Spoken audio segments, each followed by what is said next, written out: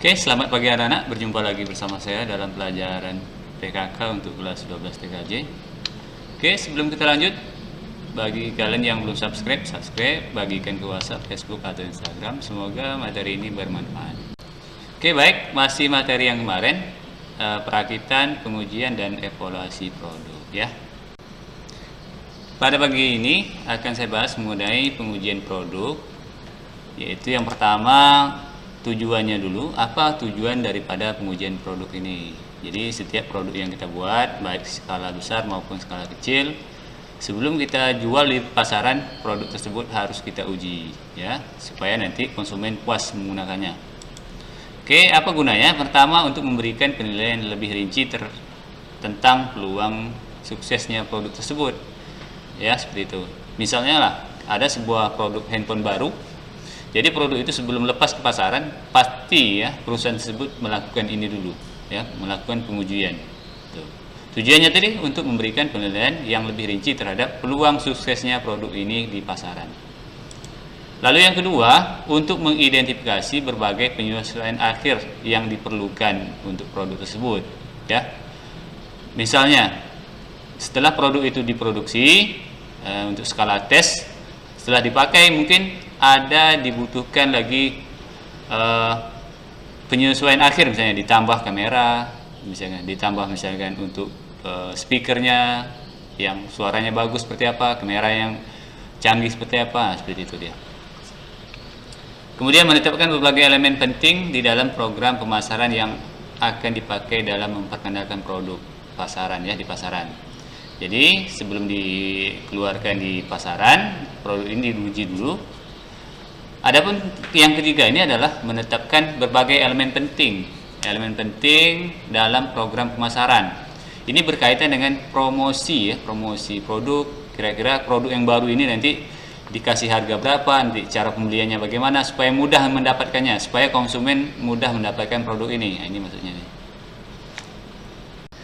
Berikutnya, dalam pengujian produk ini apa saja kegiatannya? Yang pertama ada namanya kegiatan technical testing.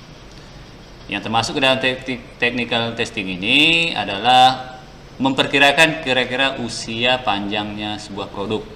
Saya contohkan di sini, misalnya kamu membeli sebuah sepeda motor ya, merek ternama misalnya. Di situ pasti mereka berani memberi jaminan mesin 5 tahun misalnya. Kalau rusak mesin sebelum 5 tahun atau kilometernya sekian kilometer, perusahaan berani mengganti. Karena apa mereka bisa melakukan ini? Karena mereka sudah melakukan testing ya, ini dia. Lalu kegiatan ini juga dapat menentukan tingkat keusangan produk.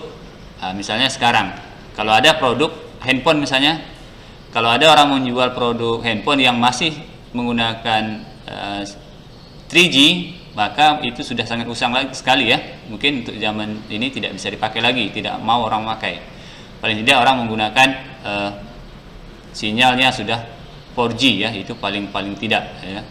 Tuh, apatah lagi kalau ada produk yang baru, misalkan 5G ya. Tuh. Ini mengenai tingkat keusangan sebuah produk. Lalu masalah yang muncul dari pemakaian atau konsumsi yang tidak seharusnya. Nah, misalnya kita membeli sebuah handphone, kita pakai nonstop 24 jam, kita pakai cas, apakah ada masalah yang terjadi di sana misalnya?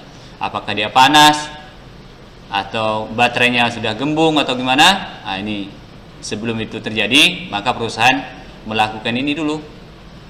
Jadi mereka memasang handphone itu mungkin dipakai nonstop 24 jam, dicas, kemudian dipakai terus, apakah terjadi sesuatu yang fatal misalnya. Lalu bisa menemukan potensi kerusakan yang memerlukan penggantian. Jadi setelah dites kayak gini, kira-kira kalau sudah dipakai di masyarakat nanti atau di konsumen, kerusakan apa yang kira-kira yang memerlukan penggantian. Misalnya handphone layarnya itu bisa digaransi misalnya setahun. Jadi kalau kita pemakaian normal, kalau rusak dia sampai setahun, itu bisa diganti misalnya, atau diganti dengan ya, jaminan atau garansi. Makanya sebuah perusahaan besar itu dia membuka sebuah namanya service center. Jadi untuk penggantian ini dilaku di service centernya. Kemudian setelah melakukan technical testing ini, mereka juga bisa menentukan jadwal pemeliharaan yang tepat. Misalkannya lah saya kasih di sini kembali ke sepeda motor tadi. Kalau kita beli sepeda motor, di sana nanti ada mungkin di buku pemeliharaannya itu mungkin harus 3 bulan sekali katanya, ganti oli gitu ya. Atau kilometernya sekian kilometer harus diganti olinya, seperti ini. Ya, untuk pemeliharaan. Oke, berikutnya kegiatannya adalah preferensi dan kepuasan masyarakat.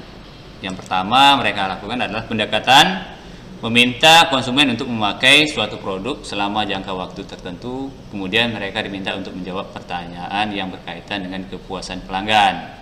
Jadi sebelum produk itu dijual secara resmi di pasaran, biasanya produk itu dipakai dulu oleh pelanggan tertentu misalnya.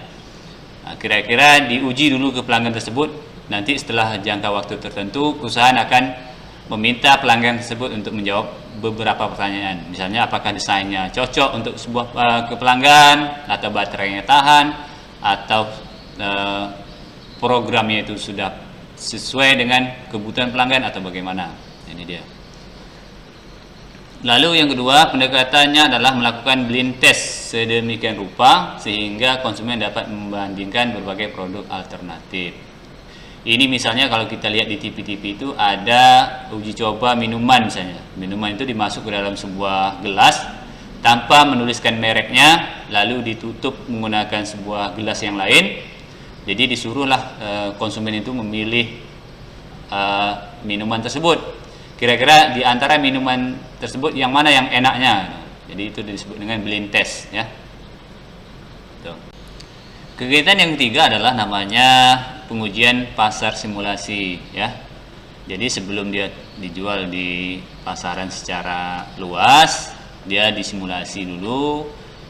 Dalam pengujian pasar simulasi ini mencakup pengujian pasar simulasi adalah prosedur riset pemasaran yang dirancang untuk memberikan gambaran yang cepat dan murah mengenai pangsa pasar ya.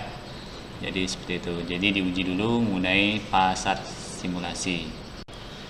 Kegiatan yang keempat adalah pengujian pasar. Nah, ini baru pengujian pasar. Di mana dalam pengujian pasar ini memberikan prediksi yang dapat diandalkan tentang penjualan di masa yang akan datang. Yang berikut, pengujian awal terhadap pemasaran. Lalu mengetahui kekurangan produk. Berikutnya mendapatkan gambaran berbagai masalah potensial dalam jaringan distribusi. Kemudian mendapatkan pemahaman lebih baik mengenai perilaku berbagai segmen pasar. Jadi dalam pengujian ini sudah masuk ke pasarnya yang real ya. Jadi setelah dia beredar di pasaran, perusahaan juga masih tetap memperhatikan produk ini. Kira-kira produk ini bagaimana penjualannya, bagaimana distribusinya ya. Apakah produk ini masih ada kekurangannya kalau dibandingkan dengan produk-produk umum lainnya. Nah, ini. Oke, demikian materi hari ini. Semoga bermanfaat. Sekian, terima kasih.